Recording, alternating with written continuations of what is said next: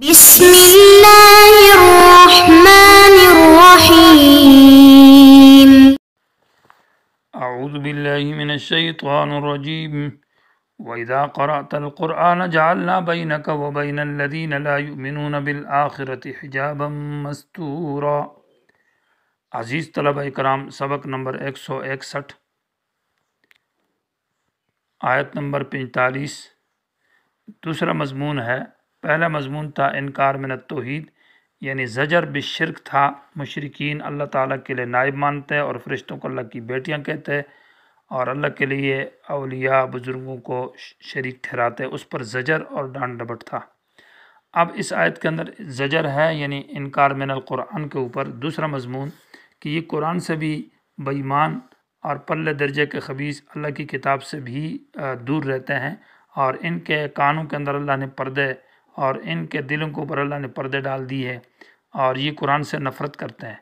یعنی گویا کہ ان کے اندر جو شرک کی بیماری ہے، اس کی اصل بنیاد اور جڑ یہ ہے کہ یہ اللہ کی کتاب سے دور ہے۔ اگر یہ لوگ اللہ کی کتاب کو سمجھتے، سنتے اور دیکھتے تو ان کے اندر یہ شرک کی بیماری ختم ہو جاتی۔ کوئی ایسی کتاب نہیں ہے جو انسان سے کفر اور شرک اور گناہ کی بیماری کو دور کر سکے سوائے اس کتاب عظیم کے۔ لن یفلح آخر هذه الامت الا ما اصلح اولها۔ اس امت کے آخری لوگوں کی اصلاح کرنے والی کوئی تنظیم، کوئی نظام، کوئی کتاب نہیں ہے سوائے اس کتاب کے۔ انس بن مالک مدینہ کے مشہور عالم نے یہ بات کہی ہے۔ تو اس لیے ابھی ذکر ہے قرآن کا۔ وَإِذَا قَرَأْتَ الْقُرْآنَ، اور جب آپ پڑھتے ہیں قرآن، یعنی قرآن کو آپ بیان کرتے ہیں۔ قرات سے مراد یہ ہے کہ قرات معنی قرآن کی تفصیل اور تشریح اور صحیح بیان کرنا، صرف تلاوت مقصد نہیں ہے، کیونکہ قرات قاری جو ہے متقدمین کی اصطلاح میں وہ علم کے معنی میں اور سمجھانے کے معنی میں ہے۔ وَإِذَا قَرَأْتَ الْقُرْآنَ، جب آپ قرآن پڑھتے ہیں تو جعلنا، ہم ڈال دیتے ہیں، بینک، آپ کے درمیان، وبین الذین، اور ان لوگوں کے درمیان، لا یؤمنون بالآخرہ، جو آخرت پر یقین نہیں رکھتے، حجاباً، ایک پردہ، مستوراً، ایسا پردہ ہے جو چھپا ہوا ہے۔ مستور کا معنی وہ پردہ نظر نہیں آتا، وہ مستور چھپا ہوا ہے۔ وہ ایسا کوئی پردہ نہیں ہے کہ جو انسان کو نظر آئے، وہ کوئی کپڑا ہے، کوئی دیوار ہے، کوئی ذی جسم مرکب ذی جسم چیز نہیں ہے جس کو انسان دیکھ سکے کہ یہ پردہ ہے۔ وہ پردہ مانوی ہے، وہ انسان کے دلوں کے اندر قرآن کی نفرت ہے، اور شرک کی محبت ہے، گناہوں کی محبت ہے، دنیا پرستی ہے، غفلت ہے، اور قرآن سے دوری ہے۔ یہ جو قرآن سے دوری ہے، یہ ایک خاص قسم کا پردہ ہے۔ یہ اللہ تعالیٰ نے ان کے درمیان میں ڈال دیا ہے کہ وہ اس بات کی طرف توجہ نہیں کرتے، یا تو اس شخص سے نفرت کرتے ہیں جو قرآن بیان کرنے والا ہوتا ہے، یا اس جماعت سے، یا اس کتاب سے، یا اس کے اس مضمون سے۔ دوسرا معنی حجاباً مستوراً کا بمعنی ساتراً کے۔ مستور یہ اسم مفعول کبھی کبھی فاعل کے معنی میں بھی آتا ہے، کہ جو لوگ قرآن کی طرف آخرت پر یقین نہیں رکھتے، اور جب آپ قرآن بیان کرتے ہیں تو ہم نے ان کے اور آپ کے درمیان میں پردہ ڈالا ہے۔ مستوراً معنی ساتراً، چھپانے والا، وہ پردہ ان کو چھپا دیا ہے، اور اس آپ کے جو تقریر ہے اس کے درمیان میں رکاوٹ بن چکا ہے۔ وجعلنا علی قلوبہم، اور ڈال دیا ہم نے ان کے دلوں کے اوپر، رکھ دیا ہے اکنتاً، پردے۔ ان یفقہوہ، ان سے پہلے من محذوف ہے، یعنی من ان یفقہوہ، قرآن کے سمجھنے سے۔ قرآن کے سمجھنے ان کے دلوں پر پردے ہیں۔ وفی آذانہم وقرا، اور ان کے کانوں کے اندر بوجھ ہے، گویا کہ کانوں پر وہ بات اثر ہی نہیں کرتی اور بری لگتی ہے اور نفرت کرتے ہیں۔ اور خاص کر وہ اذا ذکرت، جب آپ ذکر کرتے ہیں، تذکرہ کرتے ہیں، ربک، اپنے رب کا، فی القرآن، قرآن کے اندر، قرآن میں۔ اور ویسے انسان اللہ کا تذکرہ کرتا ہے، لیکن وحدہ، اس حال میں کہ اکیلے، وحدہ بمعنی منفردن کے ہے، یہ حال بنتا ہے ربک سے، کہ اللہ کا تذکرہ کریں لیکن اس حال میں کہ اللہ منفرد ہو، اللہ کے ساتھ کسی ولی نبیوں کو شریک نہ ٹھہرا جائے، اور یہ کہا جائے کہ سب کچھ دینے والا اللہ ہے اور بیماریاں دور کرنے والا اللہ ہے۔ اللہ کے ساتھ کوئی ولی شریک نہیں ہے، نبی شریک نہیں ہے، قبر والے شریک نہیں ہے، کوئی حاجت روا اور بیٹا اور بیٹیاں دینے والا نہیں ہے۔ تو ایسی باتیں ان کو بڑا غصہ لگتا ہے، اور ولو، چلے جاتے ہیں، علی ادبارہم، اپنی پیٹھوں کے بل، پیٹھ پھیرتے ہوئے، نفوراً، اور نفرت کرتے ہوئے، اس حال میں کہ یہ نفرت کرتے ہیں، اور یہ بات ان کو بہت غصہ لگتی ہے۔ سورہ صافات کے اندر ہے، وَإِذَا قِيلَ لَهُمْ لَا إِلَٰهَ إِلَّا اللَّهُ يَسْتَكْبِرُونَ، جب ان سے لا الہ الا اللہ کہا جائے کہ اللہ کے سوا کوئی اور دینے والا، کوئی حاجت روا نہیں ہے، کوئی مشکل کشا فریاد رس نہیں ہے، تو یہ تکبر کرتے ہیں، معنی اعراض کرتے ہیں۔ گویا کہ مسئلہ توحید ان کے اوپر بہت برا لگتا ہے، چلے جاتے ہیں مجلس سے نفرت کرتے ہوئے۔ اور وہاں ہے سورت وَإِذَا ذَكَرْتَ رَبَّكَ فِي الْقُرْآنِ وَحْدَهُ، اور سورہ زمر کے اندر اشمئزت، ان کے دل نفرت کرتے ہیں، نفرت کرتے ہوئے جا رہے ہیں۔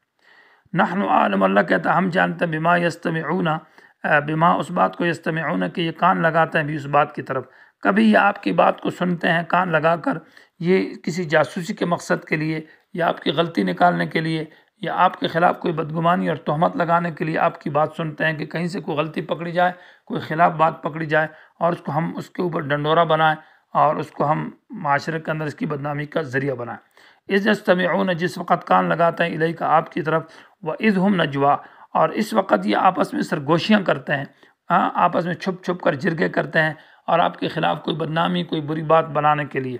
اذ یقول الظالمون، اس وقت ان میں سے جو ظالم لوگ ہیں وہ کہتے ہیں، ان تتبعون، جو بڑے ظالم ہیں، جو کفر کے راس اور بڑے ہیں، جو کفر اور شرک کے سردار ہیں، جو اس کے بنیاد ڈالنے والے ہیں، وہ کہتے ہیں یقول الظالمون ان تتبعون، کہ تم پیروی نہیں کرتے، الا رجلا مسحورا، مگر ایک شخص ہے جو جادو کیا ہوا ہے۔ مسحورا مانا یہ تو جادوگر آدمی ہے، یا یہ آدمی جو ہے نا مسحور سحر سے ہے، اور سحر کا معنی یہ پسلی کے نیچے کو کہا جاتا ہے، تو اشارہ ہے مسحوراً مانا خوراک کی طرف، یہ کھانے پینے والا آدمی ہے، اس کا مقصد تو صرف خوراک ہے، یہ خوراک والا آدمی ہے۔ ابن جریر رحمہ اللہ نے یہ ترجمہ کیا ہے۔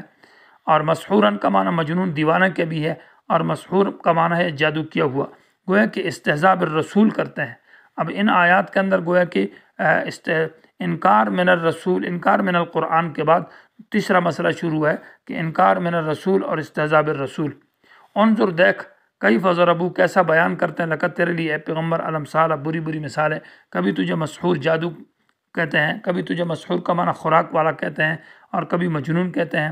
فضلوا، یہ گمراہ ہو گئے، نبی کی استہزاء سے انسان گمراہ ہو جاتا ہے، فلا یستطیعون، مرتد ہو جاتا ہے، بس یہ طاقت نہیں رکھتے سبیلا، ہدایت کے راستے کی، ان کو کبھی بھی ہدایت کا راستہ نہیں ملے گا جس آدمی کے اندر استہزاء اور مذاق اور ہنسی ہو۔ وقالو، چوتھا مسئلہ ذکر کیا جا رہا ہے کہ انکار من الآخرت، اصل میں بالترتیب ذکر ہے۔ پہلا مسئلہ توحید کو ذکر کیا، اور اس کے اوپر جو مقابلے میں تھی شرک کے اوپر زجر تھا کہ یہ جو ماقبل احکام پر عمل نہیں ہے، اس کی اصل بنیاد یہ ہے کہ ان کے اندر شرک کی بیماری ہے، اللہ کا خوف نہیں، اللہ سے ڈرتے نہیں، توحید نہیں ہے۔ اور توحید ان کے اندر اس لیے نہیں کہ دوسرا مسئلہ اس کے ساتھ لازم ہے کہ یہ قرآن سے دور ہے، وَإِذَا قَرَأْتَ الْقُرْآنَ جَعَلْنَا بَيْنَكَ، اور جب قرآن سے دور ہے تو توحید بھی نہیں ہے۔ اور جب قرآن سے کیوں دور ہے؟ اس لیے کہ قرآن جس رسول نے لایا تو اس رسول کو یہ بشر اور مسحور اور جادوگر کہتے ہیں، اس کے ساتھ ان کی ضد ہے، ہٹ درمی ہے، تو قرآن سے دور ہے، تو توحید سے بھی دور ہے۔ اور قرآن اور توحید اور رسول سے کیوں دور ہے؟ اصل مقصدی مسئلہ وجہ کیا ہے؟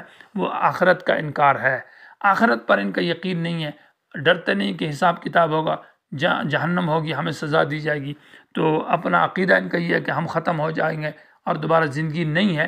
اس وجہ سے گویا کہ رسول سے بھی انکار، قرآن سے بھی انکار، اور توحید سے بھی انکار، یہ گویا کہ بنیادی مسئلہ ذکر کیا جا رہا ہے۔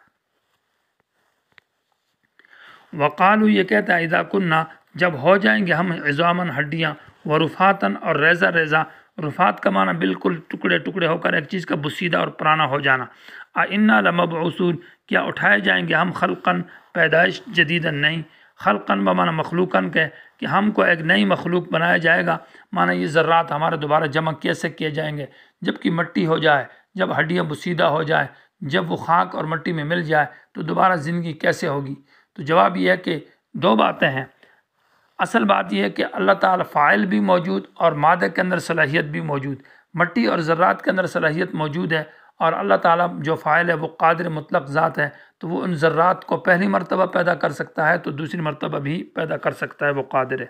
قل کہہ دیجئے کونو، ہو جاؤ تم، حجارتاً، پتھر، او حدیداً، یا لوہا بن جاؤ، پتھر ہو جاؤ تو پتھر ہو سکتے ہو تو ہو جاؤ، لوہا ہو سکتے ہو تو ہو جاؤ، او خلقاً، یعنی او مخلوقاً، ایسی مخلوق، مما یکبر، یعنی او خلقا مما، اس مخلوق میں سے تم ہو جاؤ، یکبر فی صدورکم، جو تمہارے دلوں کے اندر بڑی ہے، معنی یہ ہے کہ ایسی مخلوق میں سے تم ہو جاؤ جو لوہے اور پتھر سے بھی سخت ہے، معنی فولاد۔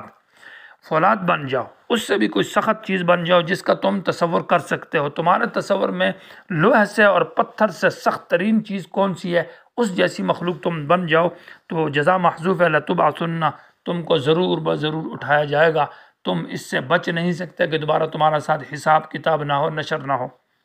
فَسَيَقُولُونَ، یہ کہتے ہیں، مَن یعیدنا، کون اٹھائے گا ہم کو دوبارہ، کون دوبارہ زندہ کرے گا؟ قل کہہ دیجئے، الذی، وہ ذات، فطرکم، کہ پیدا کیا اس نے تم کو، اول مرتن، پہلی مرتبہ۔ جب اللہ اٹھائے گا تو فَسَيُنْغِضُونَ إِلَيْكَ، اب یہ سر ہلاتے ہیں الیکا، تیری طرف۔ نغض ینغضو کا معنی ہے سر کو ہلانا، اور اس کے اندر دو مطلب ہے، یا تو تکبر کی وجہ سے یا استہزاء کی وجہ سے، یا ویسے ہی ریاکاری اور شہرت کے اعتبار سے، مذاق کے اعتبار سے سر کو ہلانا۔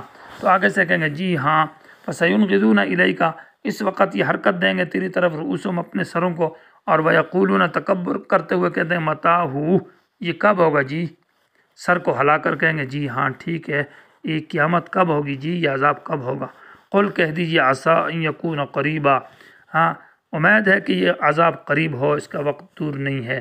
اور جس دن یہ عذاب آ جائے گا تو یوم یدعوکم، اس دن اللہ تمہیں آواز دے گا، ہاں، اور تمہیں بلائے گا، من القبور، تمہاری قبروں سے، تم قبروں سے اٹھ کھڑے ہو جاؤ گے، فتستجیبون، پھر تم جواب دو گے، بحمدہ، اس حال میں، مانا متلبسین بحمدہ، اللہ کی حمد کرتے ہوئے، اس وقت تو اللہ کی تعریف کرو گے، اللہ پاک ہے، اللہ خالق ہے، اللہ حاجت روا ہے، پھر اللہ کے ساتھ کسی کو شریک نہیں ٹھہراؤ گے۔